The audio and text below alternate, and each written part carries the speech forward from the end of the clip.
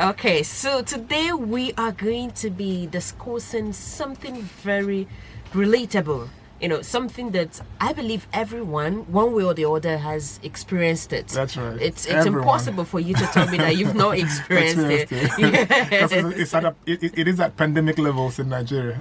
Honestly, it's just something that keep playing out there, and I just keep wondering, is it a good thing? So today we are going to be looking at the positive and negative effect of bad customer service to business growth and development.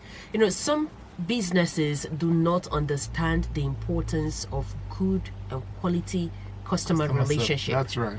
They just feel like, I'm offering these services, anyhow I offer it to you. It's your business. If you want to take it, you take it. If you don't want to take it, you leave it. So let's look at customer relationship. Like, let's start with Nigeria. Nigeria is a country. It is terrible. Where are you going to leave our customer relationship? It is terrible. On a scale of 1 to 10, I'll give it a 1.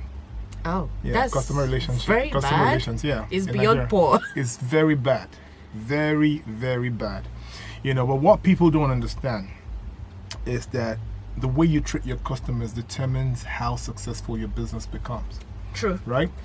Now, if you've heard about organic growth, you say, we've grown this business organically. We didn't do social media marketing. We didn't do digital marketing. We didn't do Google marketing or anything like that. We grew this business organically. It's usually through the word of mouth, and it's piloted by excellent customer service, right? Yeah. It's everything from the way you answer telephone calls at the office, the receptionist, to how you receive your guests at the office, to how you talk to customers over the counter. Right? It's everything about those, right?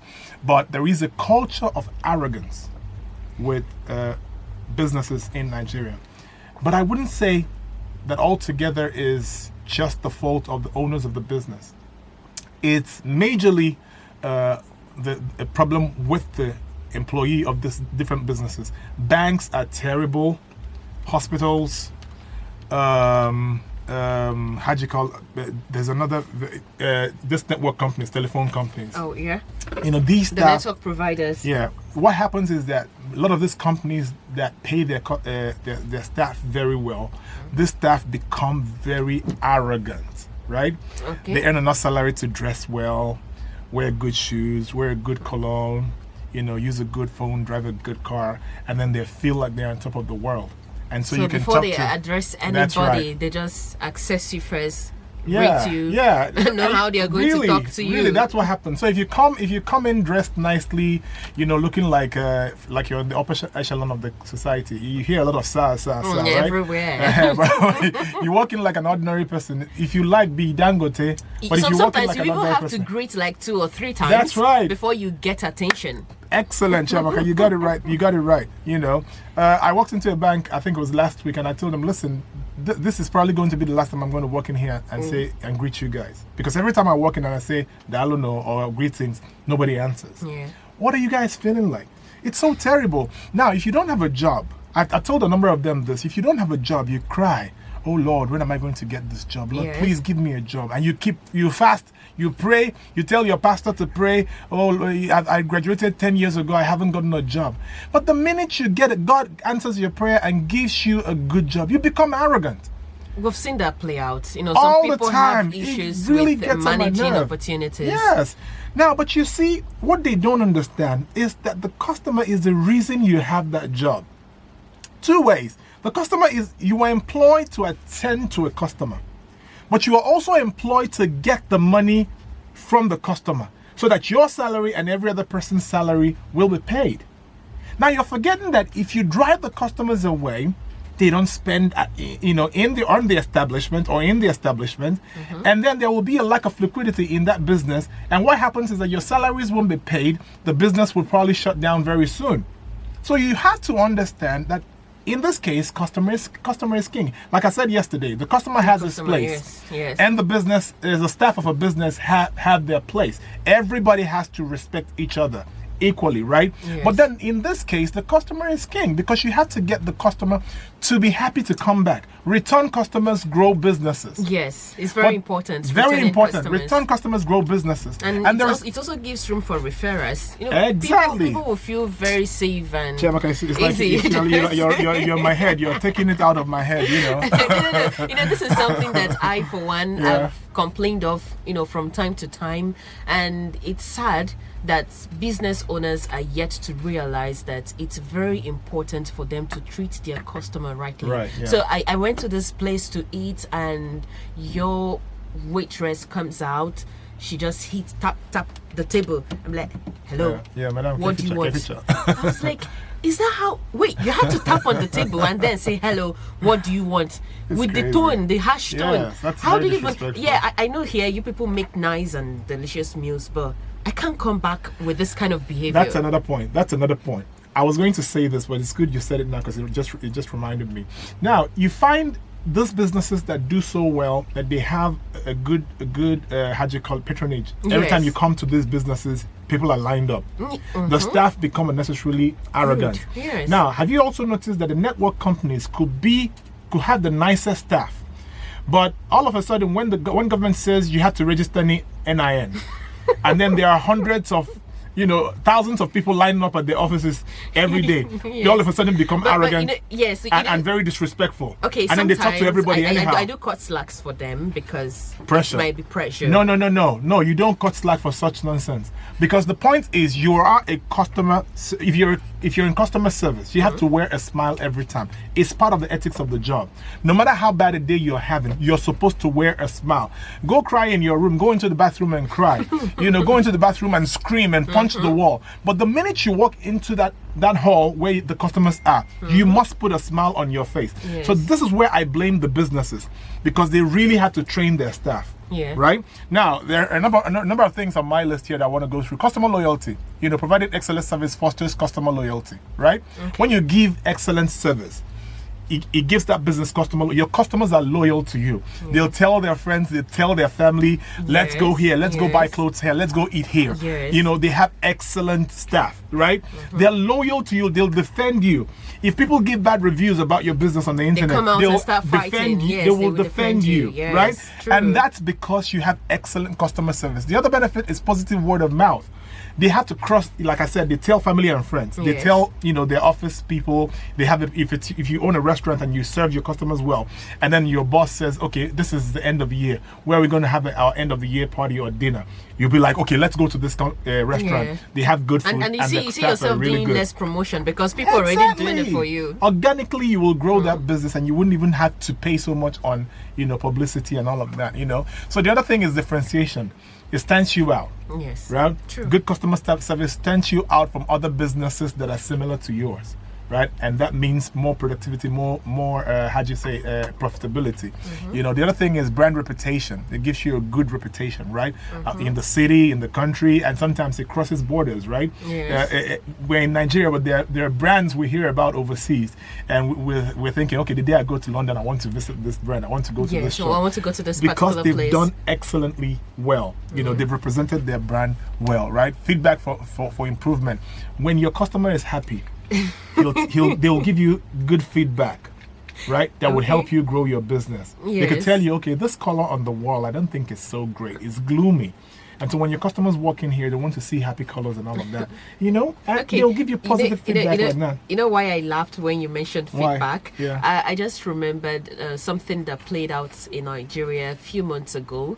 Someone gave a review about a particular company that produces tinned tomatoes. Okay, I heard yes. it. And they got arrested, right? So it was a review, and the only thing you could do was to get her arrested.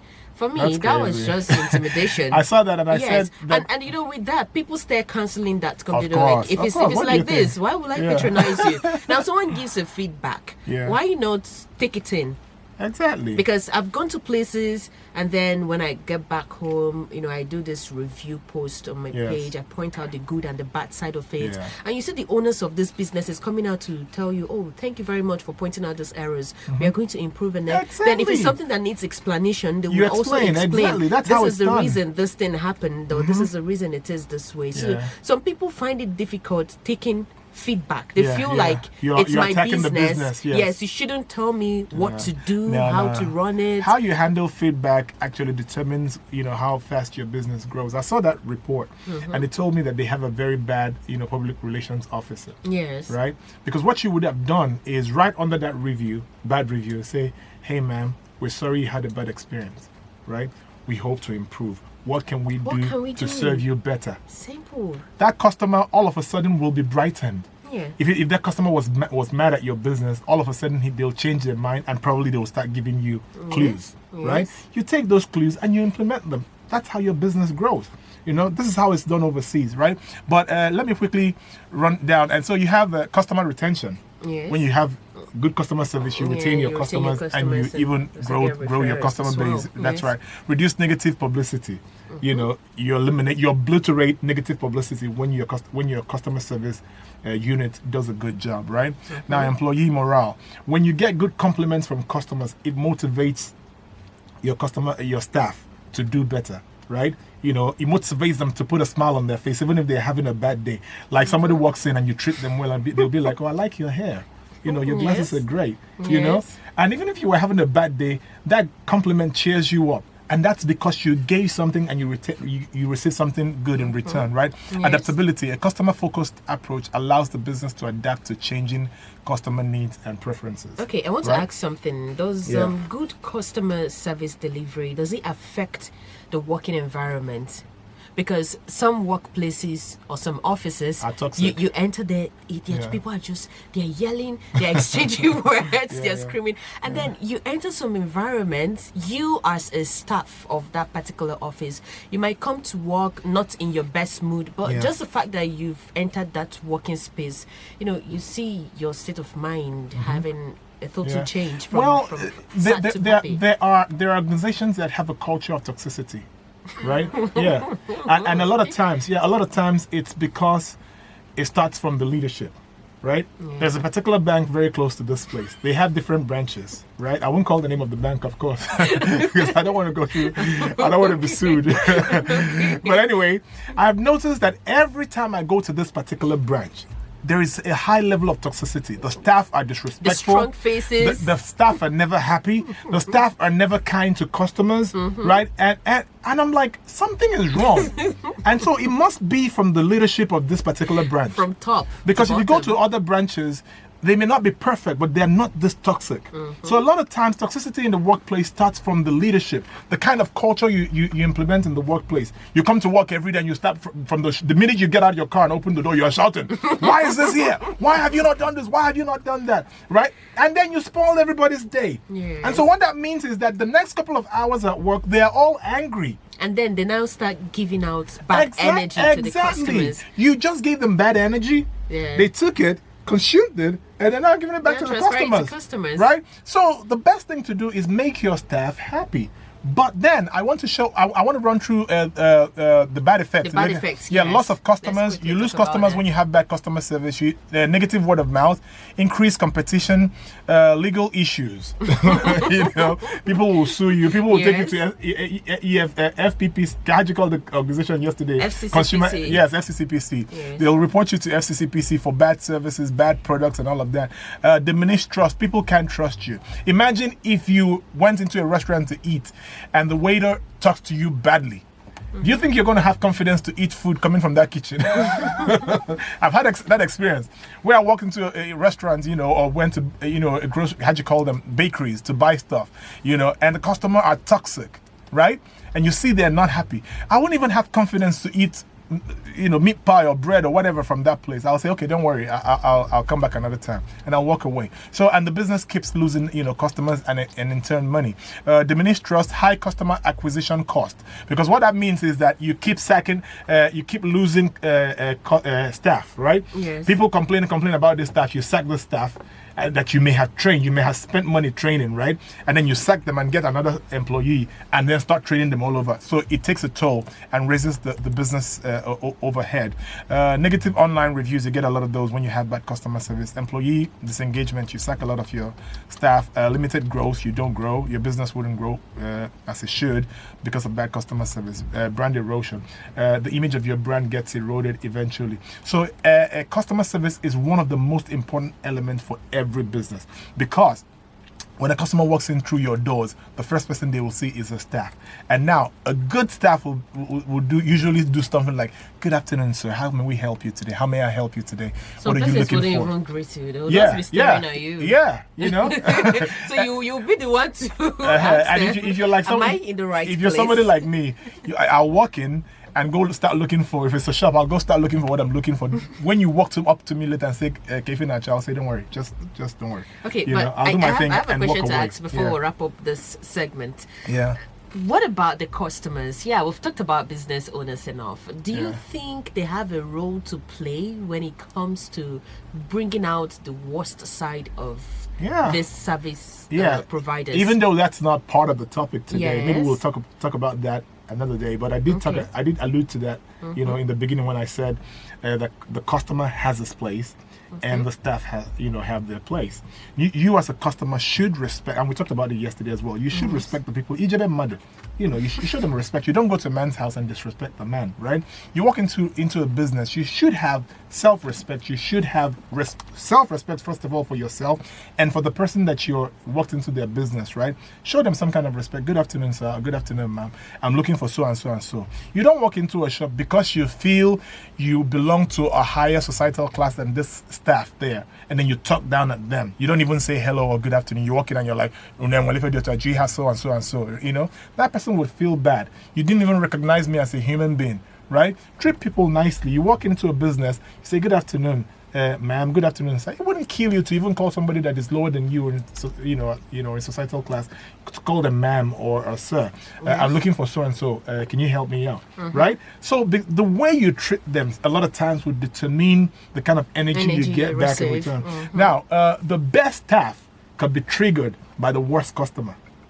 You know, if you understand what I mean. Yes. The best staff can actually be triggered by the worst customer, because every time the customer, they carry toxicity on their head, and immediately they walk in, they're giving it to you. Some people are just naturally arrogant. Yes. They want to let you know that I'm an agabro. Yes, you sell the perfume, but I use it.